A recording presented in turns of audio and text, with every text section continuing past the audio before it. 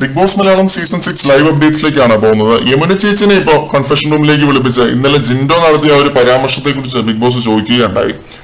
Jinto sorry പറഞ്ഞത് Yamuna accept ചെയ്യുന്നുണ്ടോ എന്നാണ് മെയിൻ ആയിട്ട് ബിഗ് ബോസ് ചോദിച്ചത്. അപ്പൊ യമുന പറയുന്നു, ആത്മാർത്ഥമായിട്ടല്ല ജിൻഡോ സോറി പറഞ്ഞത്, വേറെ പലരും പേടിപ്പിച്ചത് കൊണ്ട് മാത്രമാണ് ജിൻഡോ സോറി പറഞ്ഞത് എന്നൊക്കെയാണ്.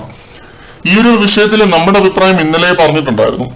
ചേച്ചിയുടെയോ അമ്മയുടെയോ പ്രായമുള്ള ഒരു സ്ത്രീയോട് ബാത്റൂമിലോട്ട് വന്നാൽ ബോഡി ഷോ കാണിക്കാമെന്ന് പറയുന്നത് എമ്മാതിരി റോങ് ആയിട്ടുള്ളൊരു സ്റ്റേറ്റ്മെന്റ് ആണ്. ഈ പറഞ്ഞ പോലെ ചേച്ചിയോടും അമ്മയോടും മാത്രമല്ല, ഒരു സ്ത്രീയോടും അങ്ങനെ ഒരാൾ സംസാരിക്കാൻ പാടില്ല. ജിൻഡോ അത് പറഞ്ഞത് എന്തുദ്ദേശിച്ചാണ് എന്ന് പുള്ളിക്ക് മാത്രമേ അറിയത്തുള്ളൂ. പക്ഷെ അതിനെ വേറെ ഏതൊക്കെ കൊണോട്ടേഷൻസിൽ കാണാമെന്ന് പുള്ളി ചിന്തിക്കേണ്ടതായിരുന്നു.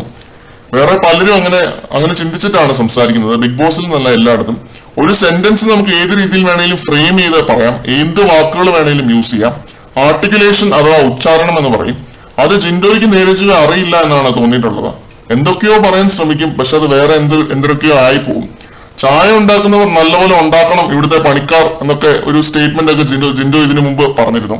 അത് കേട്ട് എനിക്ക് ചിരി വന്നുവെങ്കിലും അത് അവിടെ ഉള്ളവർ വളരെ സീരിയസ് ആയിട്ടാണ് എടുത്തത്. ആരും ഇവിടുത്തെ പണിക്കാരല്ല എന്നൊക്കെ പറഞ്ഞ്. അപ്പൊ ഈ ഒരു കാര്യം ശ്രദ്ധിക്കണം എന്നാണ് ബിഗ് ബോസ് ജിൻഡോനെയും കൺഫെഷൻ റൂമിലേക്ക് വിളിപ്പിച്ച് പറഞ്ഞത്. ഫൈനൽ വാർണിംഗ് ആണ്, ഇനി ഇമാതിരി ഡയലോഗ് അടിച്ചാൽ നൈസായിട്ട് പിടിച്ച് പുറത്താക്കും എന്നൊക്കെ ബിഗ് ബോസ് സ്ട്രോങ് ആയിട്ട് തന്നെ ജിൻഡോയോട് പറഞ്ഞു. പേടിച്ചു പോയി പാവം. വാക്കുകൾ ശ്രദ്ധിച്ച് ഉപയോഗിക്കണമെന്ന് എംഫസൈസ് ചെയ്ത് ബിഗ് ബോസ് പറഞ്ഞു. യമുനയുമായിട്ട് ജിൻഡോ ഇപ്പോൾ ഒരു കോംപ്രമൈസ് ടോക്ക് നടത്തിക്കൊണ്ടിരിക്കുകയാണ്.